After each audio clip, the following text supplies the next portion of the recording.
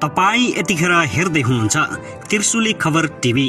24 घण्टा ताजा खबरको लागि हाम्रो च्यानललाई सब्स्क्राइब गर्नुहोला, नजिक रहेको बेल आइकन दबाई हामीसँग जोडिनुहोला। देउबा र प्रचण्डले फेरि खेले एमाले कार्ड। एमालेलाई देखाएर बार्गेनिङको तगारो बनाउँदै प्रधानमन्त्री देउबाद्वारा पौडेललाई बधाई। संसदीय दलको नेतामा शेखर कोइराला पनि भिड्ने। गगन कुमार थापालाई थप चुनौती। प्रचण्डलाई प्रधानमन्त्री स्वीकार गर्न नसकिने सूर्य थापाको भनाई।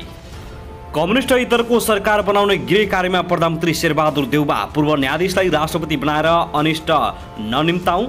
कडालीमा समानुपाती प्रदेशसभा सदस्यमा कति परे नेताका श्रीमती, यसबारे जानकारी। काङ्ग्रेसबाट को बन्ला सुदूरपश्चिम संसदीय दलको नेता। देउबालाई दबावमा राख्न एमालेसँग संवाद बढाउँदै माओवादी अध्यक्ष पुष्पकमल दाहाल प्रचण्ड। दल र नयाँ पुस्तालाई निर्वाचनको सन्देश। नयाँ सरकार 28 पुस अघि नै निर्माण हुने राष्ट्रपति भण्डारीले दिए यस्तो सन्देश। सरकार गठनमा संवैधानिक अस्पष्टता अझै।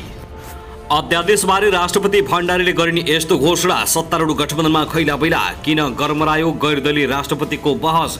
यस्ता छन् 4 भित्री कारण। काङ्ग्रेसबाट को बन्छ अब संसद दलको नेता। शेखर कोइरालाले पनि गरे यस्तो घोषणा। गगन कुमार थापा र देउबाको प्रतिस्पर्धा। बलिउड अभिनेता विवेक ओबरायले भेटे माओवादी अध्यक्ष प्रचण्डलाई। के बारेमा कुराकानी भयो त। सरकार गठन गर्ने बाटो खुला। केन्द्रदेखि प्रदेशसम्म ताग्दै सत्ता गठबन्धन। नेकपा एमाले भने मौन।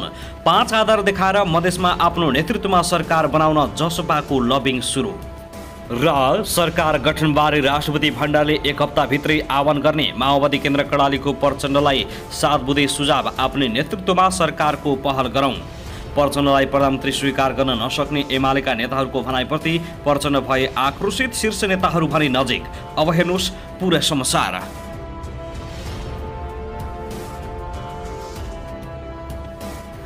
दर्शक महानुभाव नमस्कार, तपाईलाई हार्दिक स्वागत छ हाम्रो च्यानल त्रिशुली खबर टिभीमा। यदि हाम्रो च्यानललाई अहिलेसम्म सब्स्क्राइब गर्नुभएको छैन भने सब्स्क्राइब गरी नजिक रहेको बेल आइकन दबाई हामीसँग जोडिनुहोला। दर्शक महानुभाव सदा झैं आज पनि हामी तपाईहरुमाझ विभिन्न खबरका साथ उपस्थित भइसकेका छौं। यो भिडियोलाई अन्तिमसम्म हेरी हामीले साथ दिनुहोला। दर्शक महानुभाव हाम्रो मेहनतको लागि एउटा सानो लाइक गर्न भने नभुल्नुहोला। कहाँदेखि हेर्दै हुनुहुन्छ, के भन्न चाहनुहुन्छ, तपाईको मनमा लागेको प्रतिक्रिया अवश्य पनि कमेन्ट गर्न नभुल्नुहोला। दर्शक महानुभाव के तपाई हाम्रो च्यानलमा नियमित श्रोता हुनुहुन्छ? यदि नियमित हुनुहुन्छ भने तल कमेन्ट बक्समा नियमित अथवा रेगुलर लेख्नुहोस्। नयाँ हुनुहुन्छ भने सब्स्क्राइब गरी जोडिनुहोस् ताकि नयाँ अपडेटका साथ हामी तपाईहरुमाझ हरपल उपस्थित हुने गर्दछौं। हाम्रा अपडेटहरू तपाईहरूलाई के कस्तो लागिरहेका छन्, सल्लाह सुझाव प्रतिक्रिया कमेन्ट बक्समा छोड्न नभुल्नुहोला। दर्शक महानुभाव आउनुहोस् अब पहिलो खबरतर्फ लागौं। नेपाल भ्रमणमा आएका बलिउड अभिनेता विवेक ओबरायले नेकपा माओवादी केन्द्रका अध्यक्ष पुष्पकमल दाहाल प्रचण्डसँग भेटवार्ता गरेका छन्।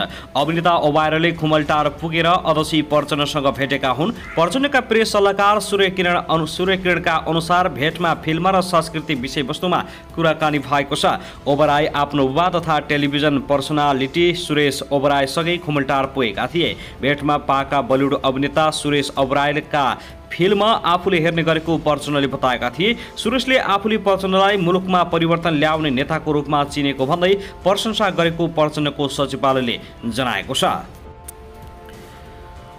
दर्शक महानुभाव त्यसैगरी निर्वाचन आयोगले हिजो बिहीबार प्रतिनिधि सभा तथा प्रदेश सभा सदस्यको निर्वाचन परिणाम प्रतिवेदन राष्ट्रपतिलाई बुझाइसके नयाँ सरकार गठनको बाटो खुलेको छ। राष्ट्रपतिले सरकार गठनका लागि संसदमा रहेका दललाई बहुमत सहित आउन आह्वान गर्न सक्छिन्। 275 सांसद सदस्य रहेको प्रतिनिधि सभामा सरकार गठनका लागि 138 सांसदको आवश्यकता पर्दछ। सरकार गठनका लागि उल्लेखित अङ्कको लेखाजोखा गर्दै काङ्ग्रेस नेतृत्वको सत्ता गठबन्धन आवश्यक कसरतमा लागेको छ। अघिल्लो निर्वाचनबाट भारी मतसहित सरकारको नेतृत्व गरेको नेकपा एमाले सरकार गठनको कसरतमा मौन देखिएको छ। एमाले यसपटक देखिने गरी सरकार गठनको फ्रान्टमा छैन, तर पर्दा पछाडि केही गृह कार्य गरेको समेत संकेत गरेको देखिएको छ। निर्वाचन अघि वर्तमान सत्ता गठबन्धन बहुमत आउनेमा विश्वस्त थियो, तर निर्वाचनमा अपेक्षित नतिजा नआएपछि यो गठबन्धन आवश्यक अङ्कको जोड जाड पुर्याउन लागि परेको छ। यसका लागि मधेसबाट उदाएको सीके राउत नेतृत्वको जनमत पार्टी र पश्चिम तराईको नागरिक उन्मुक्ति पार्टीलाई गठबन्धनमा जोड्ने कसरत सत्ता पछिले गरिरहेको छ। त्यसका लागि रेशम चौधरीदेखि सीके राउतका कार्यकर्ता र नेताको मुद्दा फिर्ताका लागि सरकारले अध्यादेश पनि सिफारिस गरेको छ। सत्ता गठबन्धनले जनमत र नागरिक उन्मुक्ति पार्टीलाई सत्तामा जोड्न गरेको कसरत हेर्दा सङ्घमा मात्र नभएर प्रदेशमा पनि सरकारको नेतृत्वलाई टुङ्गो लगाउने तयारीमा रहेको देखिन्छ। वर्तमान सत्ता गठबन्धनमा रहेका काङ्ग्रेस, माओवादी, एकीकृत समाजवादी, लोकसभा र जनमोर्चाका सांसद सङ्ख्या 136 हुन्छ।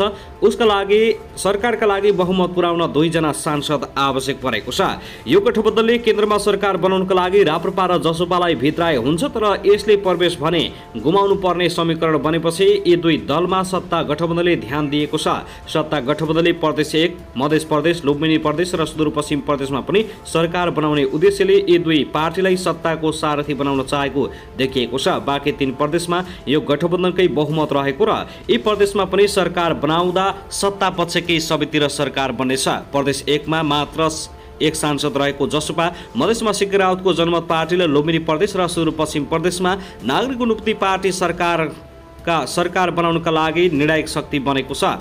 तर यी पार्टीका केही राजनीतिक अडान छन्। त्यसका लागि सम्बोधन गरेर गठबन्धनमा भित्राउन काम चलाउ सरकारको नेतृत्व गरिरहेका काङ्ग्रेस सभापति देउबाले विवादास्पद अध्यादेश ल्याएका छन्। तर सत्ताको नेतृत्व गरेको काङ्ग्रेसभित्रबाट र सार्वजनिक विरुद्धबाट अध्यादेशको चर्को विरोध भइरहेको छ। यता अध्यादेशलाई राष्ट्रपतिले प्रमाणीकरण गरि नसकेकाले गठबन्धनले सोचे जस्तो राजनीतिक समीकरण बन्छ बन्दैन केही समय कुर्ने पर्ने देखिएको छ। राष्ट्रपतिले बिहीबार मङ्सिर 4 गते भएको निर्वाचनको परिणाम बुझेकाले उक्त अध्यादेश जारी हुने सम्भावना न्यून देखिएको छ।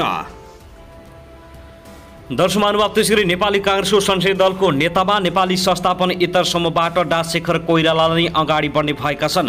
गत 14औं महाधिवेशनमा सभापति शेरबहादुर देउबा विरुद्ध सभापति लडेको र आगामी महाधिवेशनसम्म समूहलाई सशक्त राख्न डा कोइराला नै उपयुक्त पात्र भएको भन्दै कोइराला पक्षका नेताहरूले अगाडि बढ्न सुझाव दिएपछि कोइराला संसदीय दलको नेतामा भिन्न तयार भएका हुन्। काङ्ग्रेसको एउटा टिमबाट संसदीय दलको नेतामा नवनिर्वाचित सांसद डा शेखर कोइरालाले नै अगाडि बढ्ने पक्का भएको कोइराला निकट मानिएका प्रतिनिधि सभा सदस्य डिगबहादुर लिम्बुले बताएका छन्।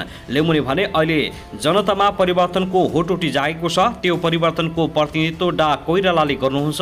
चुनावको पुरै परिणाम नआउँदासम्म उहाँले नबोल्नु भएको ठिकै हो, तर अब उहाँ पनि संसदीय दलको नेताको लागि लड्नुहुनेछ। साथै नेपाली काङ्ग्रेसभित्र गगन कुमार थापा, शेरबहादुर देउबा र शेखर कोइरालाको प्रतिस्पर्धा हुने भएको छ।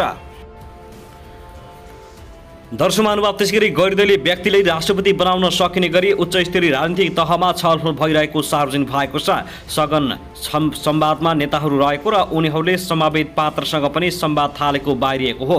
खास गरी पूर्व प्रधान न्यायाधीश खिलराज रेग्मीले बुधबार साँझ प्रधानमन्त्री शेरबहादुर देउबासँग बालुवाटारमा लामो संवाद गरेपछि यस्तो परिघटना सार्वजनिक भएको बहसमा आएको छ। तर केही साता अघिदेखि नै गैरदलीय व्यक्तिलाई राष्ट्रपति बनाउने बारे चर्चा भइरहेको थियो। त्यही सुईको पाएर नागरिक समाजका अगुवाहरूले प्रयास थालेका पनि छन्। तर यो कसको कारणले वा किन गैरदलीय राष्ट्रपति बनाउने चक्कर सुरु भयो भन्ने चाहिँ खुल्न सकेको छैन। सत्ता गठबन्धनका नेताहरूको भनाइमा यो प्रयास काङ्ग्रेसबाट सुरु भएको हो। यसमा माओवादी र एकीकृत समाजवादीले सहमति जनाएका छैनन्। केही पात्रको नामकै विषयमा भने माओवादी र एकीकृत समाजवादीका नेताहरू पनि असहमत नै देखिएका छन्। अहिले मूलतः 4वटा कारणले गैरदलीय व्यक्तिलाई राष्ट्रपति बनाउने चक्कर सुरु भएको टिप्पणी भएको छ। एक हो काङ्ग्रेसभित्रको आन्तरिक गिचलो, दोस्रो हो वैदेशिक सुझाव र प्रयास, तेस्रो हो रामवरण र विद्यादेवी भण्डारीको कार्यकालको अनुभव, 4 वामपन्थीलाई रोक्ने प्रयास। सत्ता गठबन्धनले निरन्तरता पाउँदा राष्ट्रपति कुन दलको भागमा पर्ने भन्ने प्रश्न भइसकेको छैन। प्रधानमन्त्री जुन पार्टीले पाउने हो उसैले राष्ट्रपति पाउने सम्भावना न्यून छ। प्रधानमन्त्रीका लागि माओवादी केन्द्रका अध्यक्ष पर्छन् काङ्ग्रेस सभापति शेरबहादुर देउबाको दाबी छ। उक्त दाबीमा सहमति जुटेपछि राष्ट्रपति कुन दलको भागमा पर्ने भन्ने स्पष्ट हुनेछ। काङ्ग्रेसभित्र प्रधानमन्त्रीका दावेदारी मात्र होइन, राष्ट्रपतिका लागि पनि दौडधुप बढेको छ। प्रधानमन्त्री नपाए राष्ट्रपतिका लागि आज गरेर रामचन्द्र पौडेलले प्रयास अगाडि बढाएका छन्। कृष्ण सिटोलादेखि गोपालमान श्रेष्ठलेसम्म पनि चाहना राखेका छन्। उनीहरूलाई व्यवस्थापन गर्न देउबालाई समस्या छ। त्यसो त एक थरी काङ्ग्रेसहरू देउबालाई नै राष्ट्रपतिमा पठाउन पाए हुन्थ्यो भन्नेमा छन्। त्यसले गर्दा काङ्ग्रेसभित्र प्रधानमन्त्री र राष्ट्रपतिका लागि किचौलो बढेको छ। त्यसलाई व्यवस्थापन गर्न हम्मे परेका कारण पनि गैर दलीय व्यक्तिको प्रसङ्ग आएको अरू दलका नेताहरूले बताउने गरेका छन्। दर्शकमानुभाव, त्यसगरी सर्वोच्च अदालतले फौजदारी संहिता संशोधन गर्न सरकारले ल्याउन लागेको अध्यादेश विरुद्धको रिट दरपिड दर्ता गर्न अस्वीकार गरेको छ। रिट दर्ताका लागि पूर्ण नभएको भन्दै सर्वोच्चका रजिस्ट्रार नारायण प्रसाद पन्थीले दरपिड गरिदिएका हुन्। टिकापुर हत्याकाण्डमा अदालतले दोषी ठहर गरेपछि जेल सजाय भोगिरहेका रेशम चौधरी लगायतको मुद्दामा माफी दिन सरकारले अध्यादेश ल्याउने निर्णय गरेपछि अधिवक्ता कपिलदेव ढकाल, राजेन्द्र प्रसाद दङ्गाल तथा पूर्व सचिव दारेकनाथ ढुङ्गेले रिट पेश गरेका थिए। सङ्घीय संसदबाट पारित विधेयक र नेपाल सरकार मन्त्री परिषदबाट सिफारिस भएका अध्यादेश राष्ट्रपतिज्यूबाट प्रमाणीकरण भए प्रस्ताव मात्र कानुनको रूप धारण गर्ने संवैधानिक व्यवस्था रहेको देखिन्छ।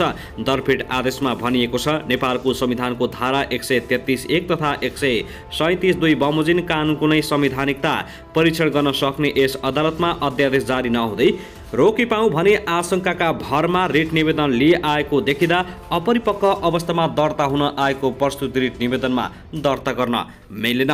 सर्वोच्चले यस्ता अध्यादेश जारी हुने अनि त्यसले असर पार्ने परिकल्पना अहिले नै गर्न नसकिने तर्क गरेको छ। दर्शकमानुभाव, त्यसगरी आगामी सरकार गठनको लागि नेपाल कम्युनिस्ट पार्टी एमाले र कम्युनिस्ट पार्टी माओवादी केन्द्र बीच छलफल सुरु भएको छ। वामएकता र कम्युनिस्ट नेतृत्वको सरकार गठन गर्नको लागि दुवै दलका शीर्ष नेता आन्तरिक छलफलमा जुटेका छन्। प्रतिनिधि सभामा नेकपा एमालेको 78 र माओवादी केन्द्रको 32 सिट छ। नेपाल कम्युनिस्ट पार्टी एकीकृत समाजवादीको 10, राष्ट्रिय जनमोर्चा र नेपाल मजदुर किसान पार्टी नेमकेपाको 1-1 सिट छ। सबै कम्युनिस्ट पार्टीको कुल 122 सिट हुन्छ। सरकार गठनका लागि 138 सीट आवश्यक पर्छ। कम्युनिस्ट पार्टी नेतृत्वमा सरकार गठनका लागि 26 सीट अपुग देखिएको छ। एमाले नेतृत्वको गठबन्धन मार्फत निर्वाचनमा सहभागी राष्ट्रिय प्रजातन्त्र पार्टी राप्रपासँग 14 र जनता समाजवादी पार्टी नेपाल जसपासँग 12 सीट छ। राप्रपा र जसपाले मात्रै सहयोग गरेर कम्युनिस्ट पार्टी नेतृत्वको सरकार बन्न सहज छ।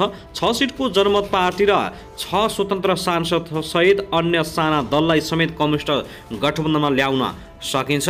प्रतिनिधि सभा तथा प्रदेश सभा सदस्य निर्वाचनको परिणाम सार्वजनिक हुँदै गर्दा एमाले अध्यक्ष केपी शर्मा ओलीले माओवादी केन्द्रका अध्यक्ष पुष्पकमल दाहाल प्रचण्डलाई शुभकामना दिँदै आगामी दिनमा मिलेर जान आग्रह गरेका थिए। मंगलबार राति एमाले अध्यक्ष ओली र माओवादी केन्द्रका महासचिव देव गुरुङ बीच आगामी सरकार गठन र वाम एकताबारे छलफल भएको दावी गरिएको छ। स्रोतका अनुसार उनीहरूबीच करिब 2 घण्टा लामो छलफल भएको थियो। नेपाली कांग्रेस नेतृत्वको सत्ता गठबन्धनमा रहेको माओवादीले आगामी सरकारको नेतृत्व पाउनुपर्ने दावी गरिसकेको छ। तर कांग्रेसले सरकारको नेतृत्व छाड्न तयार नदेखिएको संकेत पाएका माओवादी केन्द्रका अध्यक्ष प्रचण्डले एमाले र कांग्रेस दुवैसँग समानान्तर छलफल अगाडि बढाएका छन्। एमाले वा कांग्रेस मध्ये कुनै एकको समर्थनमा प्रचण्ड सरकारको नेतृत्व गर्ने दौडमा उभिएका छन्। विभिन्न साना दलका शीर्ष नेताहरूसँग आन्तरिक छलफलमा व्यस्त प्रचण्ड जसरी भए पनि आफ्नै नेतृत्वमा सरकार गठन गर्ने दाउमा छन्।